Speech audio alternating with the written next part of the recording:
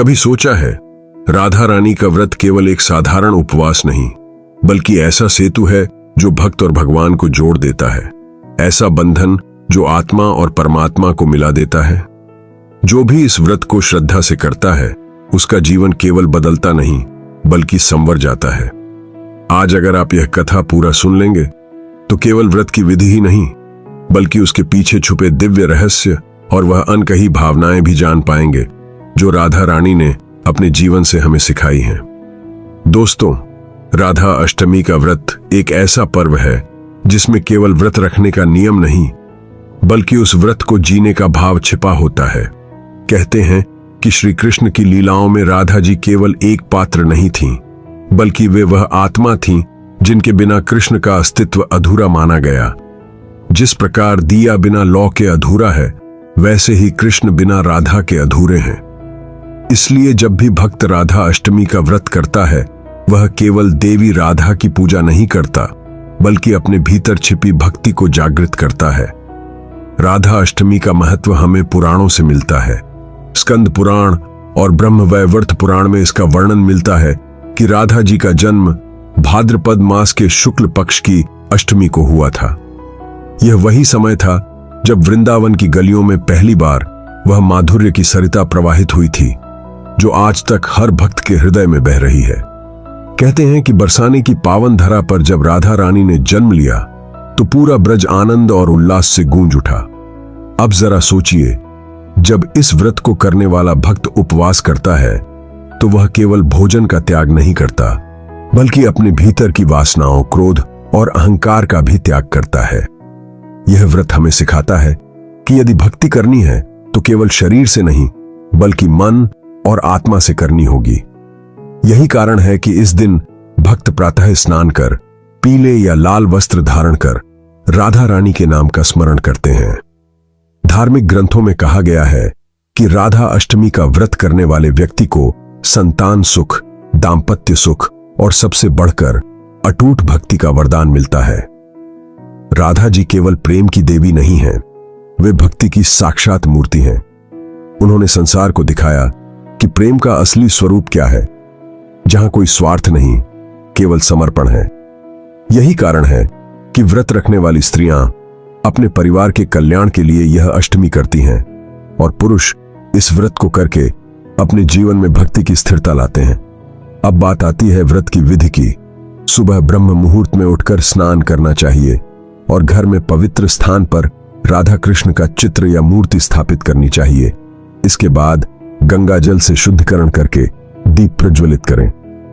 धूप, दीप, पुष्प और नैवेद्य अर्पित करें। व्रतधारी को पूरे दिन सात्विक रहना चाहिए और केवल फलाहार करना चाहिए। कुछ लोग निर्जल उपवास भी रखते हैं, लेकिन मुख्य भाव यही है कि मन निर्मल होना चाहिए। किंवदंती है कि जब राधा जी का जन्म हुआ, तो उनके मुख से पहला शब्द कृष्ण ही निकला। यह बात दर्शाती है कि उनका जीवन ही कृष्णमय था। इसलिए इस व्रत का सबसे महत्वपूर्ण भाग है हरि नाम संकीर्तन। दिन भर में राधे कृष्ण का जप करना इस व्रत को सफल बनाता है। राधा अष्टमी पर एक खास भोजन या प्रसाद का उल्लेख भी पुराणों में आता है। इस दिन माखन, मिश्री, खीर और तुलसी दल का विशेष महत्व होता है। कहते हैं राधा जी और कृष्ण जी को माखन अर्पित करने से भक्ति में मधुरता आती है, और खीर अर्पण करने से घर में शांति और सुख की वृद्धि होती है। अब एक प्रश्न आपके मन में अवश्य होगा कि आखिर यह व्रत हमें क्या देता है? क्या केवल पारिवारिक सुख ही? तो इसका उत्तर है नहीं। यह व्रत आत्मा को वह शक्ति देता है कि वह हर कठिनाई के बीच भी अपने ईश्वर से जुड़ी रह सके। जब राधा रानी अपने प्रेम और भक्ति के कारण कृष्ण के साथ थीं, तब उन्होंने कभी किसी भौतिक सुख की परवाह नहीं की। उनका जीवन हमें सिखाता है कि भक्ति का मार्ग कठिन जरूर है, लेकिन वही मार्ग हमें मोक्ष और शाश्वत आनंद की ओर ले जाता है।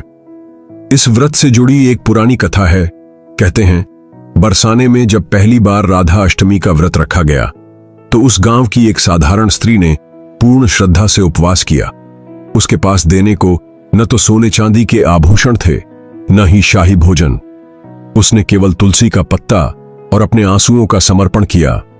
परंतु कहते हैं कि राधा रानी उस दिन स्वयं प्रकट होकर बोली, हे मां, तेरा भाव ही सबसे बड़ा अर्पण है और तभी से इस व्रत में भावनाओं का महत्व सबसे ऊपर माना गया। आज जब हम इस व्रत की बात करते हैं तो हमें यह समझना चाहिए कि राधा रानी की पूजा केवल विधियों से पूरी नहीं होती, बल्कि उसमें हृदय की आस्था होनी चाहिए। इसलिए इस दिन भक्त अपने घर में भजन कीर्तन करते हैं, राधा कृष्ण की लीलाओं का स्मरण करते हैं और पूरे वातावरण को भक्तिमय बना देते हैं।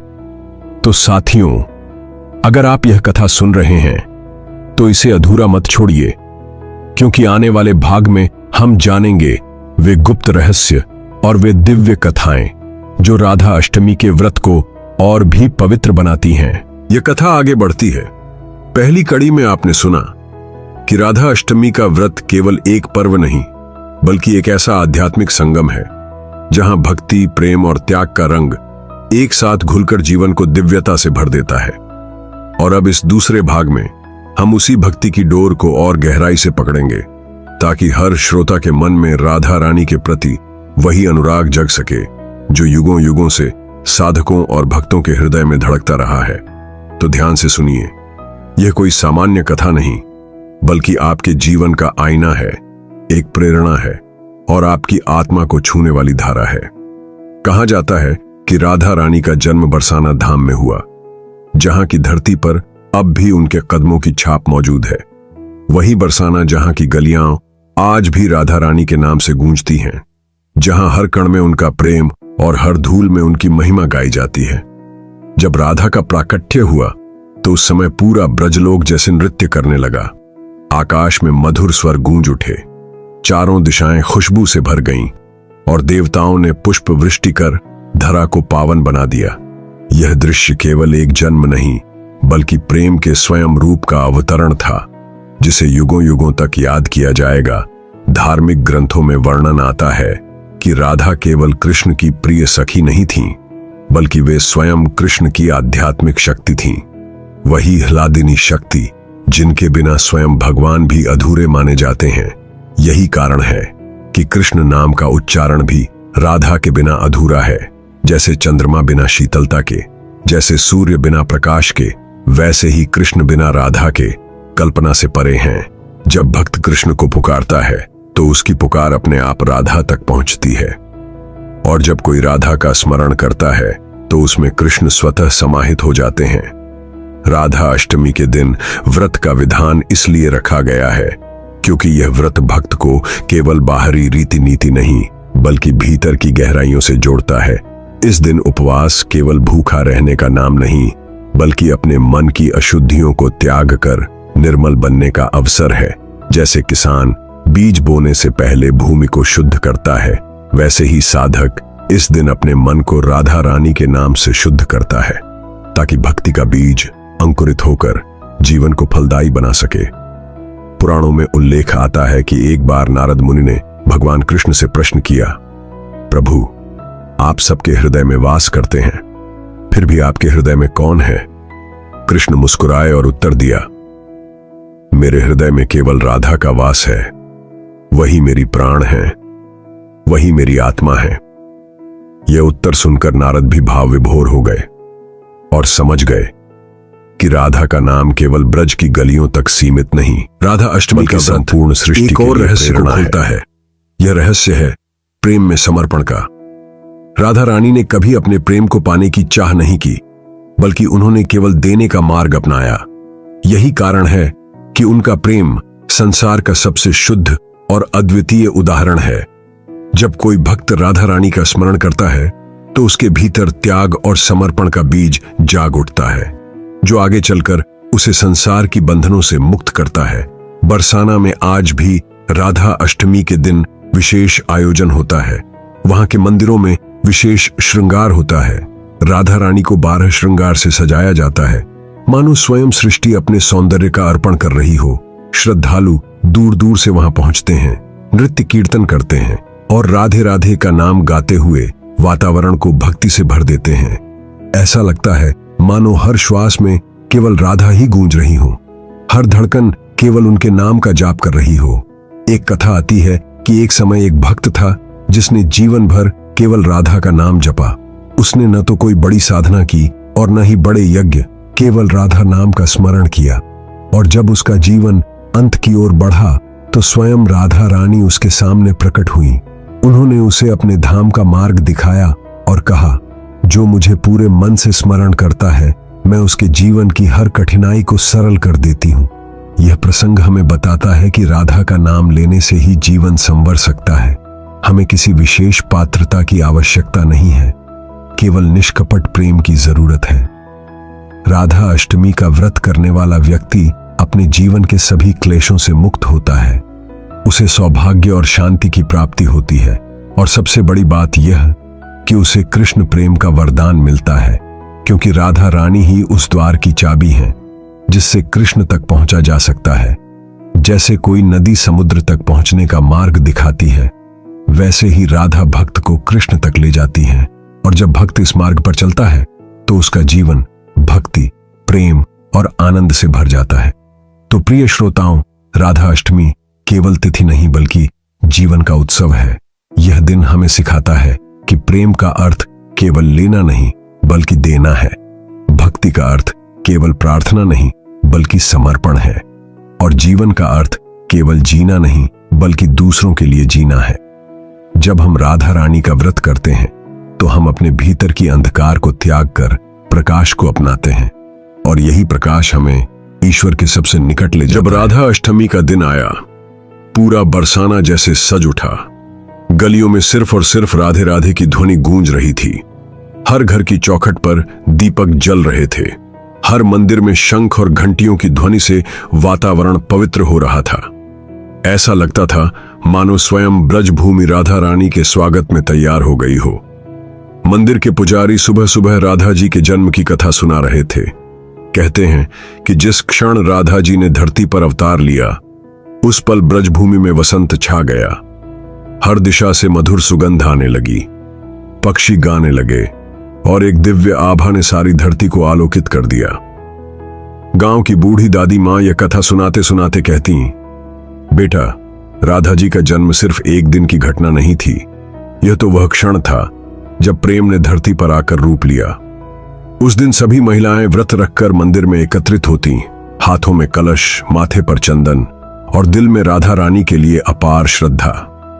कोई उन्हें अपनी बेटी की तरह पुकारता, कोई उन्हें मां मानकर भक्ति करता, और कोई प्रेम की अधिष्ठात्री शक्ति मानकर उनका नाम जपता। पूजा के समय सभी मिलकर राधे राधे गाते और उनकी बाल रूप की लीलाएं सुनते। कहते हैं, जब छोटी राधा मां अपने नन्हे पैरों से चलती तो ब्रज की धरती पर कमल खिल जाते थे। जब वह हंसती तो ग्वाल बाल मंत्रमुग्ध हो जाते, और जब वह कृष्ण के साथ झूला झूलती तो स्वयं देवता भी उतरकर उस प्रेम को निहारते। यह व्रत सिर्फ एक परंपरा नहीं है, यह तो वह बंधन है जो प्रेम और भक्ति को जीवित रखता है। राधा अष्टमी पर व्रत करने से माना जाता है कि जीवन में शांति, प्रेम और समर्पण आता है। पुराणों में भी लिखा है कि जो भक्त राधा जी की आराधना करता है वह स्वयं श्री कृष्ण का प्रिय बन जाता है, क्योंकि कृष्ण कहते हैं, जो राधा का है वही मेरा है।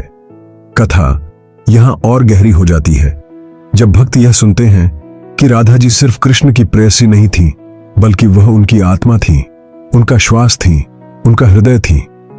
कृष्ण ने स्वयं कहा था, मैं राधा से अलग नहीं हूं। इसीलिए जब भी भक्त कृष्ण का नाम लेते हैं तो स्वतः राधा का नाम जुड़ जाता है। राधे कृष्ण, यही तो ब्रज का सच्चा मंत्र है। आज भी जब राधा अष्टमी आती है, भक्त अपने मन से मोह माया को त्याग कर सिर्फ प्रेम और भक्ति का दीपक जलाते हैं। मंदिरों में रासलीला होती है, झूला सजाए जाते हैं और राधा कृष्ण की बाल लीलाओं का स्मरण होता है। महिलाएं उपवास करके दिन भर भक्ति में लीन रहती हैं, और संध्या के समय जब राधा रानी की महाआरती होती है तो ऐसा प्रतीत होता है मानो स्वयं गोलोक धाम। और जब कथा यहां समाप्त आया हो तो एक भाव जागता है, क्या हम अपने जीवन में प्रेम और भक्ति को वैसा ही स्थान दे पा रहे हैं जैसा राधा रानी ने दिया? यही प्रश्न हर श्रोता के दिल में गूंजता है, और वही उन्हें सच्चे व्रत और भक्ति की ओर ले जाता है। तो दोस्तों, अगर यह कथा आपके दिल को छू गई हो, अगर आपने राधा रानी के इस दिव्य प्रेम को अपने हृदय में महसूस किया हो, तो कृपया इस भक्ति को आगे बढ़ाइए। इस वीडियो को लाइक कीजिए, शेयर कीजिए, कमेंट में राधे राधे लिखिए और सब्सक्राइब कीजिए ताकि यह दिव्य संदेश हर दिल तक पहुंच सके। क्योंकि राधा जी का नाम जितना गाया जाएगा उतनी ही ब्रजभूमि की पवित्रता पूरे संसार में फैलेगी।